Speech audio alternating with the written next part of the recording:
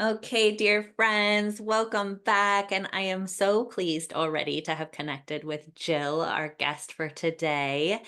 My intro question is usually, how does it feel to be in your body on this planet right now? Z, thank you very much for having me. What a delightful question. Completely aligns with kind of who I am. And I got to tell you, I feel pretty good in my body right now. I'm very much looking forward to this conversation. So thank you for that very self aware question. Yeah, awesome. When I was researching a bit on how you have had your healing journey and now offer it to others, I noticed that we have a lot of parallels in terms of connecting in with the body and how the body is feeling. But that's not something that people really are naturally encouraged to do or taught how to do. Tell us a little bit about your early years and your relationship with that self-knowing or lack of relationship and how you experienced those early years. My early childhood years. Mhm. Oh, I was completely separated from my body. Mhm. Yes. From 1 to 5, I was completely immersed in neglect and abuse. My father beat my mother and myself. My mother attempted suicide multiple times. And then from 5 to about 7, I was living with relatives because my mother shot herself when I was 5. She needed to recuperate. Then I wound up living with my father, having a lot more abuse in that particular environment. Then got kicked out, lived with my mother, dealt with poverty, then got kicked out, lived with my father, and had to deal with kind of a predator on my own without anybody else around. Mhm. So I say all that to normalize that children, when they're in extreme trauma and stress, absolutely are usually not paying attention to their body signals because all they're working on is surviving. Mhm. And paying attention to those body signals would actually reduce their chance of surviving, right? So, in your little body, you so beautifully in one of the chapters of your book talk about how you knew that there was emotion welling up in your body and you knew that it was not safe to let that cycle through. So, what were some of the things that in the later years, fast forward, started helping you to realize how disconnected from your body you had had to be?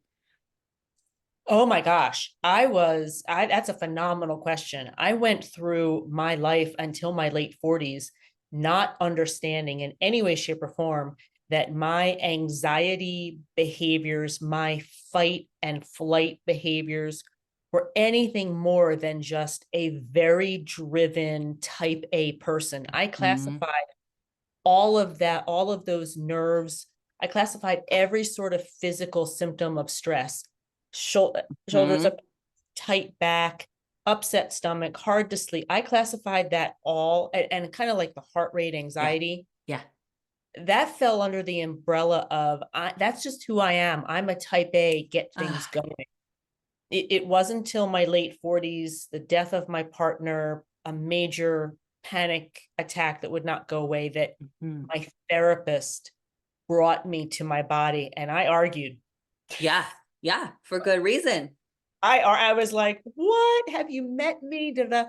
It took me reading The Body Keeps the Score for me to Mm. connection between what my body had been telling me. I never understood why I had to work out so hard. And Mhm. my it was just my body communicating. It Yeah. just had so much, and I wasn't listening. I was like, oh, I got to work out. So yeah, it was not until my late 40s that I even came close to understanding. Yeah, the connection. The Yeah. messages. Yeah, exactly. So it Yeah. sounds like you took all of the what actually was trauma response in terms of your nervous system giving you that sympathetic information. Hey, we got to rev the engine. We got to increase the heart rate. We got to um, pull up those shoulders. We got to do. You took all of that and called it personality. Yeah. Sorry, but Yeah. I think that's Yeah. delightful.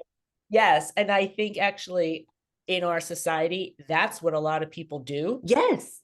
I will also say I was in a very loving, warm, supportive relationship as an adult for over 20 years. Mhm. And that relationship regulated my nervous system. I want to be super clear. I was not in a PTSD reaction my entire adult life. Mhm. There were ebbs when Sure. things would come along and I would kind of spike, my body would spike. I had a Mhm. loving partner with Carl who would his favorite, don't throw the baby out with the bathwater. And that's a Oh. great way of saying I was going to the extreme. Yeah. Really, like this was like on a scale of 1 to 10, a 2 issue. So Mhm. Mhm. that helped having somebody to help regulate my nervous system. And I think that's why it wasn't till Got his so far. and the grief ebbed that suddenly it was like, I don't have anybody to help me regulate. Yeah. Boom. Yeah. That's so beautifully explained because for so many of us, we sort of take our childhood trauma response and say, this is who I am. And then maybe we attach with someone who's going to balance us out enough that we can kind of pretend that it's okay. There. Mhm. Mhm.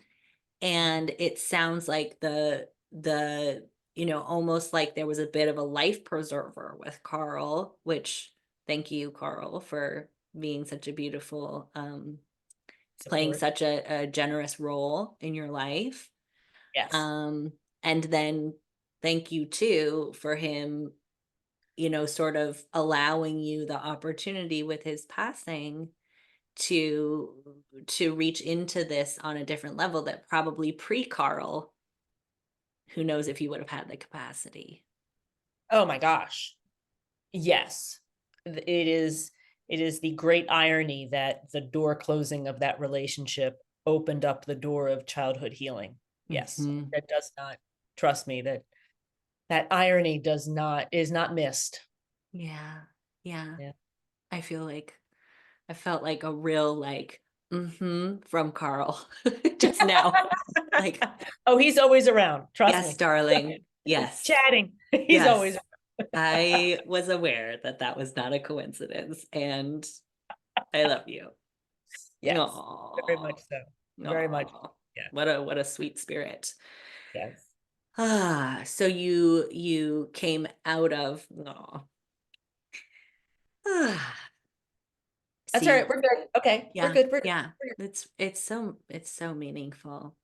This is my favorite thing about this planet is that I could know somebody for 2 minutes and I could have that moment that we just shared that is deeper than some of the moments I've had with the closest people in my life. So Yeah. thank you for that. When you connect. Yep. Oh, so you were sort of holding on from that childhood. You were, it sounds like a really like maybe overachiever. Is that very, very driven? Yeah. Lots of people pleasing, Mm-hmm. lots of servant leadership, Mm-hmm. lots of um lots of behavior that again on the surface looked like type A, type yeah, corporate girl, all that Mm-hmm. stuff from K-12 to corporate girl, sales awards, yada yada yada. Mm-hmm. The reality was that all of that behavior was driven to have a sense of safety and Yeah. security. My childhood was I was marinated in the uncertainty, Yeah. never really knowing when my father was going to explode, never knowing when my mother would do something wackadoodle. And I say wackadoodle in my own life. I'm not trying to, and that's the way I have phrased it. Unpredictable or Unpredictable. There mm-hmm. was very little, I know what's going to, I know where I'm Mm-hmm. going in 3 months kind of thing. And Mm-hmm. so my adult life had been prefaced on safety and security, and that evidenced itself in the overwork, the serving other people, regulating everything I could possibly regulate. So I didn't see something coming. So I Yeah. didn't like miss something coming out of left Yeah. field. I mean, my entire career to a certain extent before I shifted to do this work was a trauma Yes. response. Yeah. And for good reason, because there was nothing, it sounds like, in those first 15 or I don't know, 20 years that gave you any reason to think otherwise, that you wouldn't have to be on that high alert Right. nonstop. And so in those years of the K through 12 and the corporate, when you were sort of, outside looking very shiny and put together, were there any little hints that now looking back, that where this was starting to sort of try to come to the surface? Yes. Whenever and this is, I think, really helpful for people that, um, I still have a thing with doing something wrong.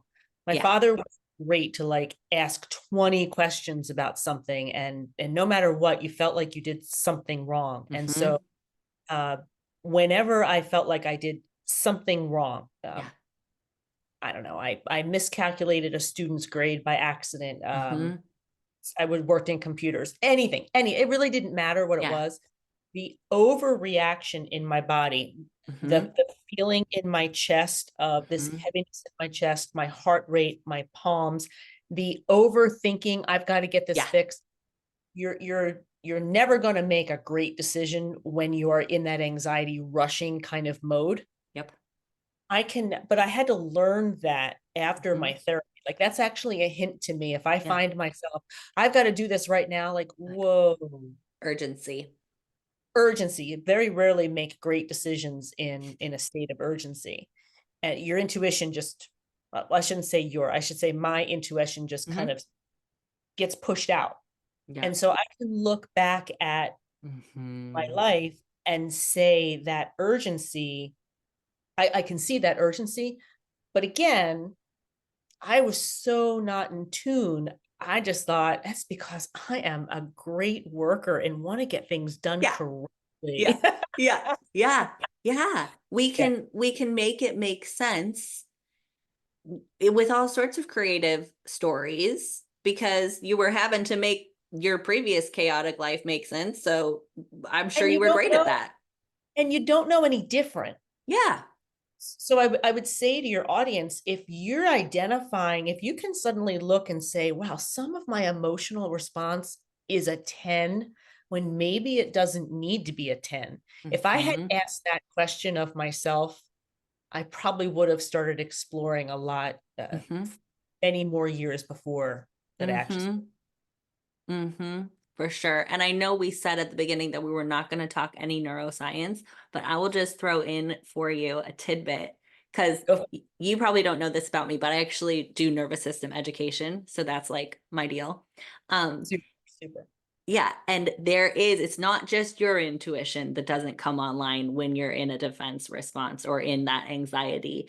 It's everybody's because our amygdala actually cuts off access to our frontal lobe when we're in a defense response in order to keep us alive. Yeah. So it's a physiological mechanism that cuts us off from going to a whole bunch of considering and perspective taking and collaboration and compromise. It just sends us straight to the motor cortex so that we have to respond to that email in 3 seconds. We have to correct that grade or whatever it is that feels Well, like same way we 10. had to run from that lion. That's right. Yeah. X Or number the of years. same way you had to maneuver around your dad um, Yeah. before you were going to get seriously injured, right? Or worse. So that 10 that you experienced was a 10 to your body. 1,000%. Yes. The two situationally was a 10 in my body. Mm-hmm. And I think that's a huge hint for people as they start looking at their behavior. If they can Mm-hmm. see that disparity, that's Mm-hmm. something to get super curious about. Yeah, for sure. And so you started having these little snippets, maybe of indication, but you weren't recognizing them because you didn't know that was a thing.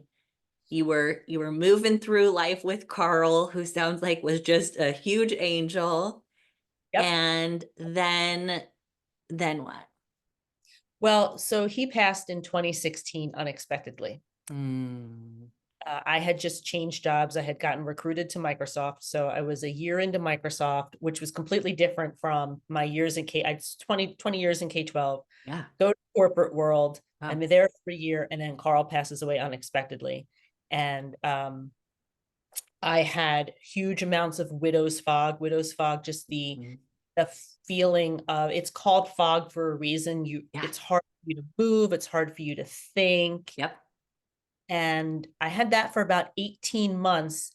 And the widow's fog, I had a health scare, which kind of was a big fan and blew away a lot of the widow's fog, Uh-huh. which then made me more susceptible to, because widow's fog also makes you not care. Sure. Yeah. There's a very lovely element to widow's Mm. fog that helps somebody start to heal. Sure. Sure. Um, but once that started to dissipate, again, I got this work email that like a 2 out of 10, Yeah. and I spiraled. Mhm. I went from I've got a good job to I'm going to lose my job. I'm never going to be able to Yeah. find another job. Not going to be able to pay. Like ultimately, I'm like within 3 months, I'm going to be living in my car with my pets, Yep. and it wouldn't go away. Mhm. So, and the regard, I mean, I even talked to my boss about it. Like it just wouldn't go away. And after Yeah. a couple of months, I went back to my therapist. I had treated myself to therapy when Carl passed. And I say it Mhm. that I didn't really have a lot of faith in therapy, but I Yeah. treated myself to somebody to listen to the Mm. grief Mhm. and give me some perspective. Mhm. So anyway, I went back to her. And after a couple more months of me not calming down and Yeah. still, even though the evidence was there that this is months Totally. that email and nothing had happened, Yeah. Yeah. I was still my mind, Yeah. like Your nervous system didn't my know. my mind was like, this is weird. Like 5% of me knew this was weird, and 95% of Yep. me was like, your life is about to end. Yep. Yep. She started asking me, we did body work. Let's talk to your Mm. body. And suddenly I started talking about some childhood stuff that she had never Mhm. heard before because we had just done grief work. And once we got into some of those discussions, and again, my symptoms weren't going away, that's where the PTSD diagnosis came from. Wow. One of my favorite things that seems to come up in almost everybody's story is that there's these sort of miraculous divine intervention type moments that we can't explain. You went from, I have no connection with my body or realization that I need help, to I reached out to a therapist and opened the door to someone being able to shine a light on some of this. How did you get to that point of thinking, "Oh, I could connect with a therapist. This is a reasonable idea." It's a all right, I'll be honest with you. Okay. So my mother was clinically depressed her entire life. She was on every single antidepressant. She had been through multiple therapists. I had through childhood a variety of different. You have a kid whose mother commits suicide or attempts suicide several Yeah. times. It's going to be therapists. I had zero faith in the medical health industry. Medical. I Mental. apologize. Mental health industry. I mean, my mother attempted suicide 3 years before she died. Yeah, you didn't see it help. I didn't see it help.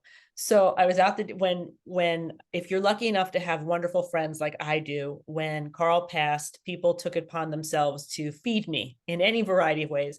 And I was at a dinner with a dear friend of mine, and I started like flipping out about something, and he just kind of he quietly texted me this therapist number.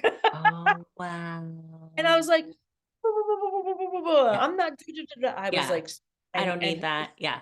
yeah, I was like, what, boom, boom, boom, boom. And really it was this friend just looking me in the eye and saying, it's okay to go get some help. It still makes me tear up. Me too. So that was actually one of the pivotal moments in my life. Because for really good reason, you would have thought that was baloney. You saw it it, you know, probably tons of effort was made towards your mom and you hadn't seen any good results from that. So Right. bless that friend who did follow Push. that, you know, really what I imagine was some divine intervention nudging him to, you know, because he probably was a little nervous how you would respond to that and probably had to be a little, you He know, was get he was a good friend. He knew me pretty well at the time. Um, I will wow. say the serendipity though is that I went to my therapist for the grief work. Yeah. I didn't have any Of real course, I it didn't wasn't you didn't have any problems. yeah. Have you met me? Yeah. But the serendipity is that ebbing through the grief work, and she always let me pick up and put down therapy. Mhm, And so when I had reached out about what I now know was PTSD symptoms, mhm, mhm. the serendipity was that she was in a program to become a psychedelic assisted psychotherapist. Yeah. So it was I, divine timing. we never would have come close to that just with the grief work. When suddenly the PTSD diagnosis is in front of me, um, her additional work in this other area comes to light. She says, go look at MAPS, Multidisciplinary Association for Psychedelic Studies. Thanks Go for look at their spelling that out. research. You know what? It's a mouthful. Yeah. Um, she says, go look at the research. And if you want, we can start on that path. And I was pretty desperate at that point. I mean, this was Yeah. months of this panic attack. I was pretty suicidal because I didn't really see a point Mhm, in continuing to live this way. And so mhm. talk about serendipitous timing. There you go. Wow, that's so beautiful. And again, the allowing that it sounds like she provided for you to not have to push towards anything or have to keep up your regular appointments. It sounds like you were able to go at your own pace, which then brought you into perfect alignment with her having access to this resource. Wow. So you were very cared for. You know what? You had said earlier that Carl was around. Trust me, the way that the universe has put things into place is not lost on me. Mm, mm. So it sounds like you were really at a sort of end of the road with your symptoms and feeling like pretty desperate and willing to consider the psychedelics. Did it sound outlandish to you? Did it sound with okay. Yeah, talk about that a little bit. I'm Generation X, so Mhm. I totally remember the egg in the frying pan, what drugs do to you, Right. right? I Remember those? remember that. I know that commercial ages me. I'm willing to accept that. And the number one prevailing thing was that my mind had got me away from my parents. Like Yeah. when I was like late 18, early 19, I got away from my parents, and it was my brain that Yeah. had made all of that happen. That was your ticket out of that life. That was my ticket, yeah. And so the idea of messing it up with drugs had never been appealing, Mhm. or what I had, or the vision of what I thought drugs were was not Mhm. appealing. I Right. really didn't think that my brain was going to get fried. Yeah. So when she suggested this, I really had to go look at the research, and I had to, there are places online that you can do additional research, and Mhm. that's what I did. It's actually one of the reasons why I've created the content that I create about MDMA therapy. I create the content that I wish had been around when That I you was in needed. therapy. Yeah, because this therapy and this particular substance used in this medical procedure is nothing like a typical negative psychedelic story that we Mhm. all. So yeah, in the very beginning I was like, I'm doing that. Yeah. Who do you think? Like, come on.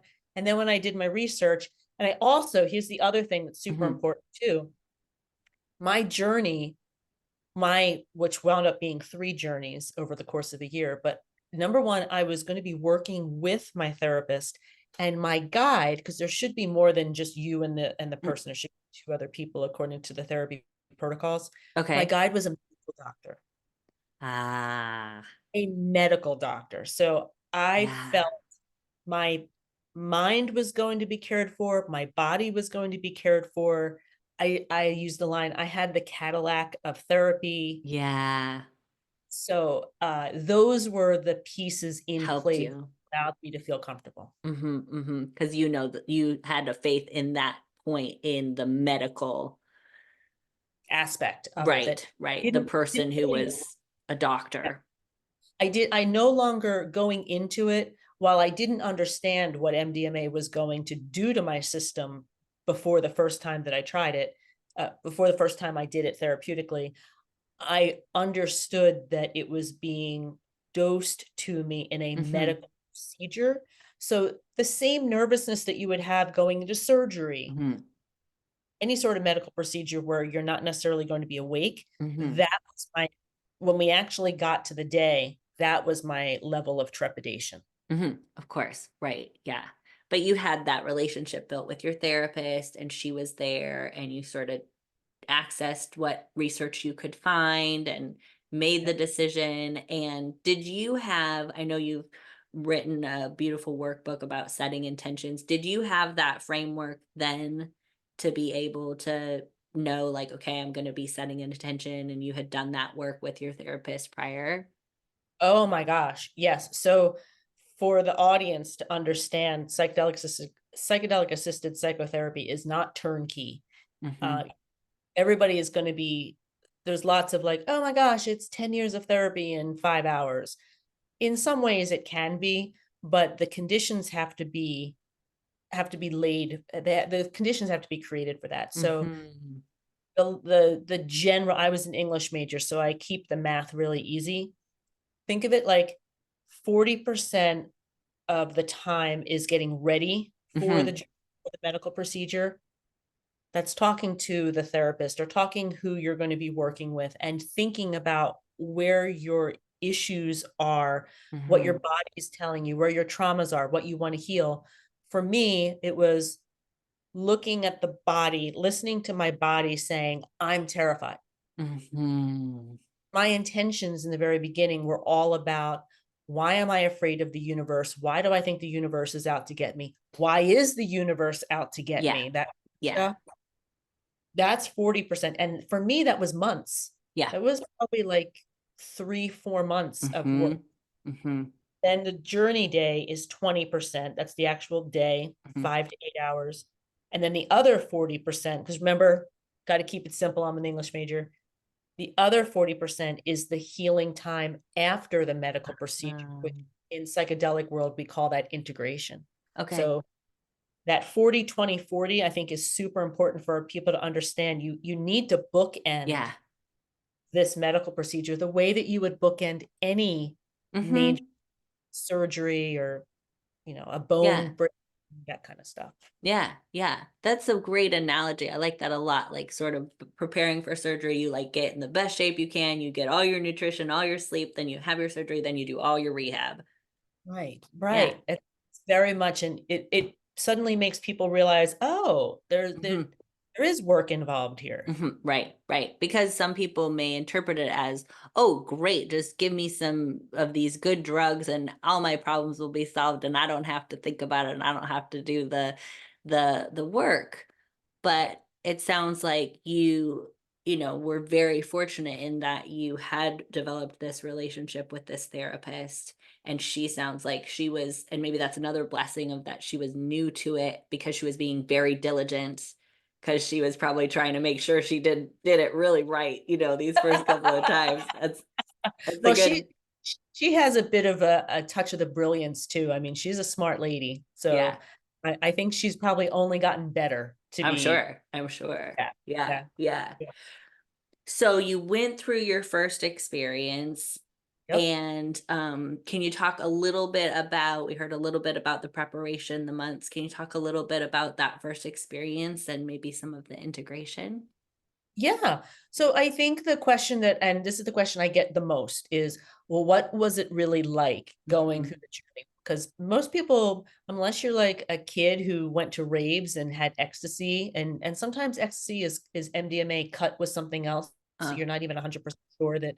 a street drug is straight MDMA. Okay. Um, that's the most common question I get. Well, what was it like? You Mhm. know, but kind of like, what was it like?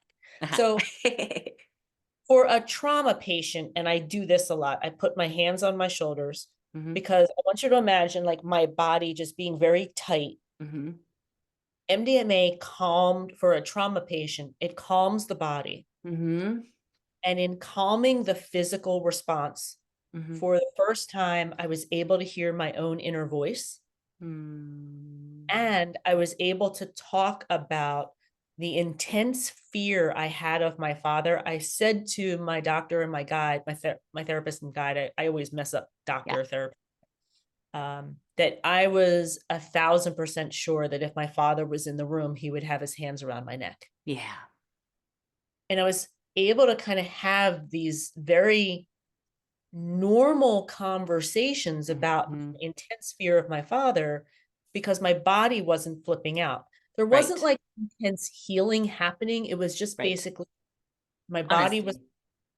the MDMA was kind of working through my brain to kind of like, oh, well, you know why she's afraid of the universe? Because as a toddler, her father beat the crap out of her. And Yeah. so she couldn't figure out that her father was at fault. So clearly the universe Yeah. is against her. Like you don't realize that's the thinking at the time All the that, connections.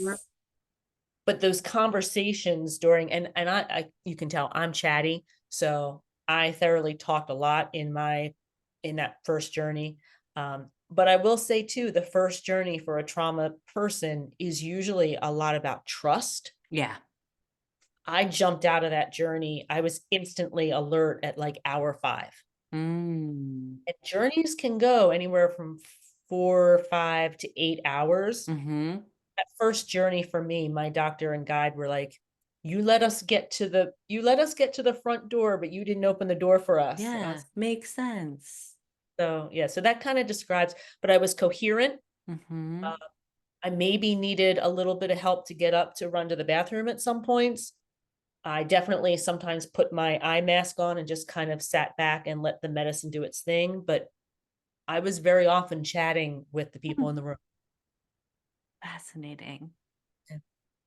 And then you left and you continued to meet with your therapist to talk through things. Oh, What did the integration time period look like? well, so actually I should tell your audience that when I got done the first journey, I didn't think it worked. Uh-huh. I came out of the enhanced state. I thought it was all of 45 minutes. I was like, oh, something else that didn't work. I was really upset. I was really crying. I was really upset. Oh, yeah. My boyfriend came to pick me up and I'm in his, and it was like a half an hour from where I lived at the time. Like this was no big deal. But I'm sitting in the car and I'm berating myself that I can't believe I had to inconvenience my boyfriend to pick me up. And I'm such an inconvenience. And oh, this didn't work. And this is a waste of time. And Mhm. I wasted my doctor's time. I wasted my boy. Like, oh, I was in a spiral, right? And I'm just sitting there quietly. And suddenly 3 childhood memories just kind of floated Mm. into my consciousness. Mhm. Like when you're in the shower and you have an Yeah, idea yeah. pop up, Yeah. kind of like, and they were 3 situations where now as an adult, I was Mhm. able to look back and say, wait a minute, I wasn't an inconvenience. My father didn't have any money. My mother had shot herself. She couldn't take care of me. I needed to live with relatives. And I think there was something else. There was something about food. And I just looked at these 3 memories and I was like, now I know Ah, where my thinking of inconvenience comes. I wasn't an inconvenience. I was a kid. It was my parents that couldn't take care of me. And suddenly that reframing, and I remember looking over at my boyfriend and saying, "Oh my gosh, I think I understand how this therapy works." oh my goodness. And so at Wow. that point, that kind of reframing, different memories would come up. I'd be walking the dog, I'd be exercising, different memories would come up. I would look at them from an adult perspective. And my first journey was September. My integration lasted all the way through December, when I was no longer getting memories kind of floating into my consciousness to heal, and I still had the fear. Yeah. That's when I knew I was ready for another one. And my doctors let me decide. Wow. They were like, ready when I was ready. So September through December. Wow. I love how you're talking about that phrase that you've said a few times, about you were like seeing the childhood memories from adult perspective. Yes. That's so powerful because Yeah, if from the kid perspective, there's no way to make sense of it. you got it. Yeah. And when you were able to see both of them and hold both perspectives, that like the neuroses that were like come up by, a 5-year-old came up with them, Yep. Yep. didn't have to be this ultimate truth anymore because you could see it for what it was. That's so You suddenly, beautiful. this is language I've learned beyond. This was not the language that I was using at the time. The language I've started to use more and more is that was the story the Mm, 5-year-old, the 7-year-old had to create for the world mhm. to make sense. Yeah. And when you start to look and you're like, wait a minute, all I'm doing is I'm updating the story. I'm Mhm. reframing, I'm updating the story to my adult perspective. And that's how the healing kind of happened. It kind of happened memory by memory. And it also happened where sometimes I would have to, like in the very beginning, right after a journey, it's like pop rocks and you're making all these connections and things are happening quickly. Uh-huh. As the days and the months go by, things start to slow down and Mhm. you need to kind of revisit those memories and rethink about them. And you'll find that I found that like on average, I would have to kind of think about a memory like 7 to 10-ish times to Wow. kind of shift it. Mhm. You're relearning. Think of it like when you have to learn something new, Yeah. flashcards, repetition. So that was also a very common thing, which I warn people about. Like if you're not willing to kind of put in the time and really Yeah. need to really think about this stuff, you're gonna get Mhm. Yeah, yeah, that's really good information for people to have, that it is not going to be like an immediate, all better, magical um, thing, that it's going to take that time. And I like how you use the analogy of relearning something. What popped into my head when you said that is that I was raised on like creation science. So oh, everything I was told was that evolution was a lie, right. and I didn't learn anything different until I was in my 20s. And so even now, someone will say something, and the first thing that comes up is the creation argument against it. And I have to be like, because it's like, yeah, that learning something new is like really tricky, even when Yeah. you know it, like to actually feel To it as actually true in your implement it. body. Yeah. Right. Yeah, Yeah. very much so. Very much so. That's so beautiful.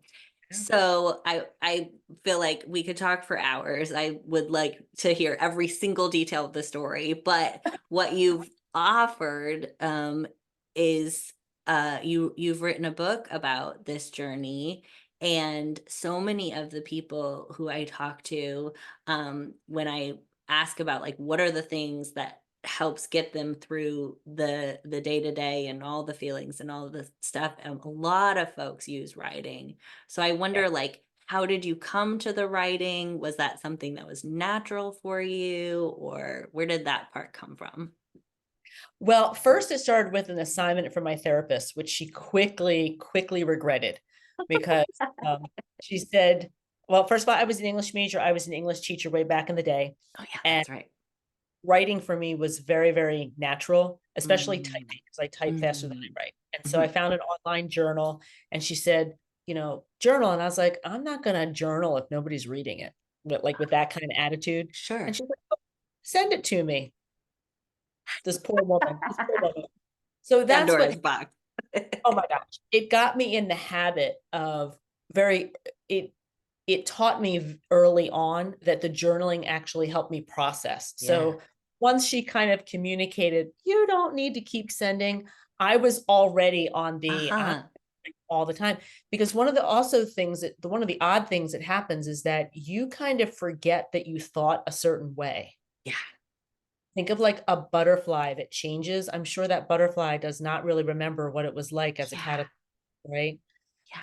So the journaling happened. And then at the end of my third journey, which was incredibly healing, as I was coming out of the enhanced state, I basically said to my doctor and guide, look, I need to write about this because this therapy works. And I think it's important at that time. Even now, it's hard to find patient Yeah. perspectives on this therapy. And I was like, I have this skill set, I have all these journals. Let me go ahead and do that. And the book, the memoir, um, people with trauma Yeah. really enjoy the book. People who don't have trauma Hmm. kind of don't get it.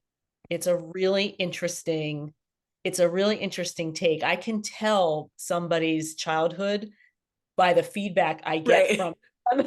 If they're like, oh my gosh, I loved it so much, I couldn't stop reading. You're like, oh, so sorry. Yeah, yeah. Like I saw myself in there, and then I'll get other people like, you really repeated yourself a lot. And I'm like, well, so, and because the memoir was very much that year, and I didn't want to sugarcoat Mm-mm. in any way, shape, or form the work that was involved. And sometimes, unfortunately, it was winding Right. and And you have to come one step back to forward, things. steps back. Yeah. And so that's what the purpose of the memoir is, and all of my embarrassing stuff. And Well, thank you for sharing that because embarrassing or not, like you said, for those of us who have had those shared experiences, so many of us go through, survive by locking it all away and convincing ourselves that it was only us, that nobody else had that experience, that no one's ever had a parent harm themselves, that, that everyone would hate us if they found out. And so, so much shame. yeah, So much shame.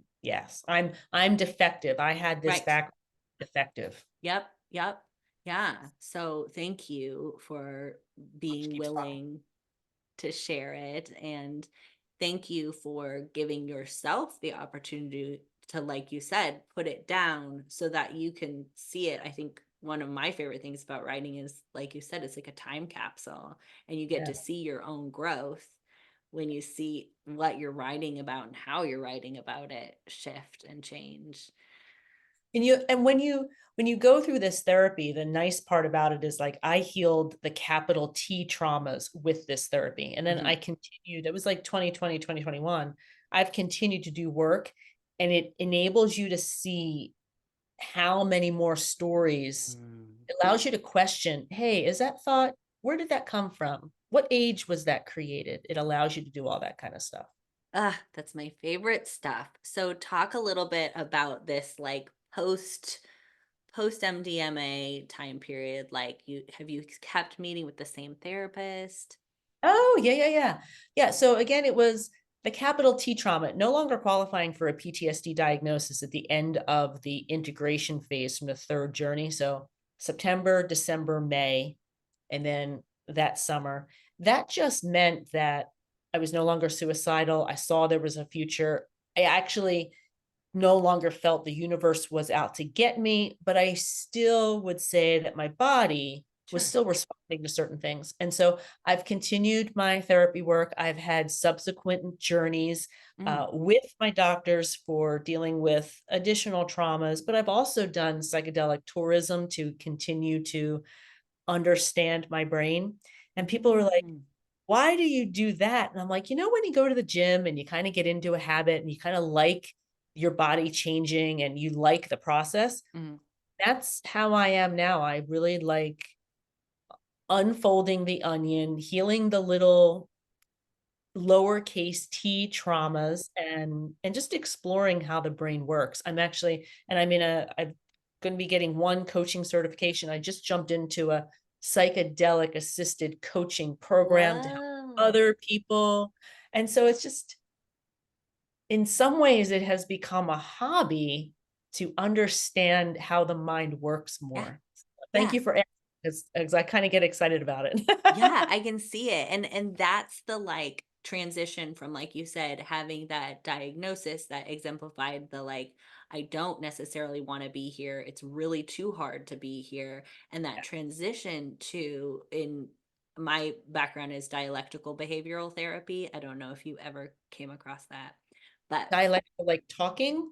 it's a dialectical, like seeing two perspectives. Duo. Okay. Yeah, so Okay. it's a whole thing, but I won't get into it. But one of the slogan of it is how to live a life worth living. And Yes. when we have that meaning, that's something that interests us, that is curious, is exciting to us, that gives us meaning and makes this, a worthwhile endeavor. So I love that this, as it always does, unfortunately, these traumatic life events culminate when we have the blessing to understand them, give us our life purpose in this weird way. Right. And we then get to make meaning out of it. So it sounds like you're learning a lot about it. You're continuing to let your body and your brain experience more of it. You're staying connected with your tools that Therapy. you learned from therapy. What are Yep. some of the other like daily, maybe mundane things that you do to support yourself in living this life that's worth living? Well, I am a D minus meditator. Okay. I think I was under the illusion that in meditation required you to quiet the mind, and I've actually Yeah. reframed how, yeah, meditation is more about seeing what your mind is doing versus trying to quiet it. Yeah. But I'm a activity meditator. Nice.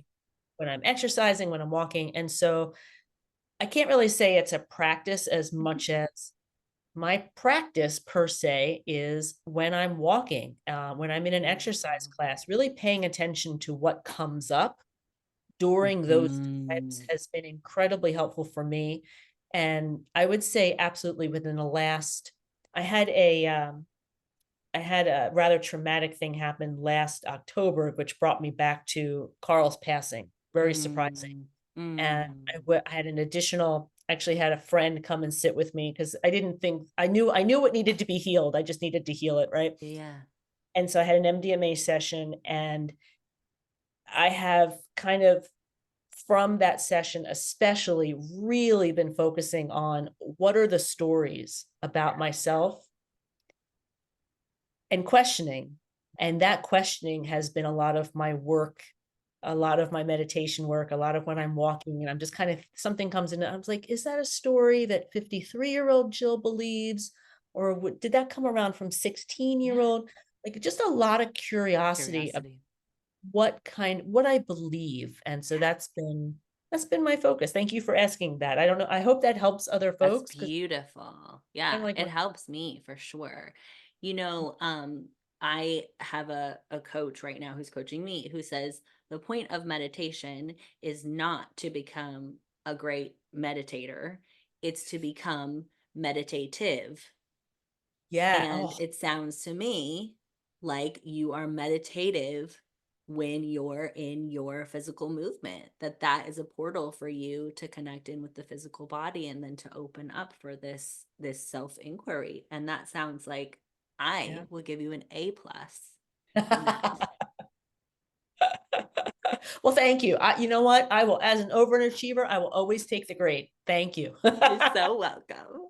You're so welcome. Well, like I said, I'm so enjoying this conversation, and maybe we can have another one. But Absolutely can, because I know you want to keep this to a time thing, but after after the FDA approval in August, if you want to get together and chat again, that would oh, probably be super helpful. oh yeah, that'd be amazing. Well, I'm curious, we'll give everybody in a second, you can tell everybody how to get in touch with you and how to find out more and all that good stuff. But for those people who for whatever reason feel like MDMA is not something that they can access, but they're still interested in understanding the connections with their body and the stories and the adult perspective on the childhood experience. Do you have any thoughts that you would offer them? Well, I would say if you're learning for the first time that your body is sending signals that the issue, I just heard something the other day, the issue is in the tissue. And I was like, oh my gosh, that is Ooh, fabulous. But yeah. if that's new to you, pick up The Body Keeps the Score, or if you're looking online at The Body Keeps a Score and you don't want necessarily a male's opinion, There are some other books that are recommended underneath them. I just haven't read them. I just Okay. happen to read the body keeper, or go online and do a YouTube search. You can probably find some great summaries. I have not done that, but that would be my first suggestion, to Yeah. just kind of validate what your body is saying to you. Yeah. And then if you're interested in psychedelic assisted psychotherapy, you can do some searches. You would actually be surprised, like an hour worth of searching, meetup groups, Facebook groups, Reddit. You'd be actually amazed at the number of people who are out there really trying to help the collective with this work. And I would just be super, super careful about what decisions you make, vet people, all that kind of stuff. But Yeah. I did my therapy underground. There's Yeah. a whole underground movement that's starting to come up to surface. Okay. So Is it uh, technically illegal? yeah, that's where the whole FDA approval is so pivotal, because FDA is supposed to approve. This was breakthrough therapy designated in like 2017. So Uh, it would send ripples if it doesn't get approved. But it's supposed to be FDA approved in August, and then the DEA has 3 months to reschedule MDMA. And what I'm hearing in the what I'm reading, I'm not hearing anything. I'm reading, is that the DEA will probably do a bifurcated schedule where MDMA for clinicians will be labeled a schedule 3, mm, but MDMA for the rest of us will still remain illegal schedule 1. That's what the ah, common so is they'll right now. like make it so you can only do it with a person who's been trained and has that license or whatever. You will have to go to a place. You're not going to be able to go to the pharmacy and get an MDMA prescription. Ah, okay. Yeah, I don't have any experience with anything like, even I only had one experience with cannabis in my whole life. Like I like have never even drank. Like I so my mind is one of those people that's like ugh, like totally that egg on the frying pan. I hadn't thought about that in forever. This Right, is right, your right. brain.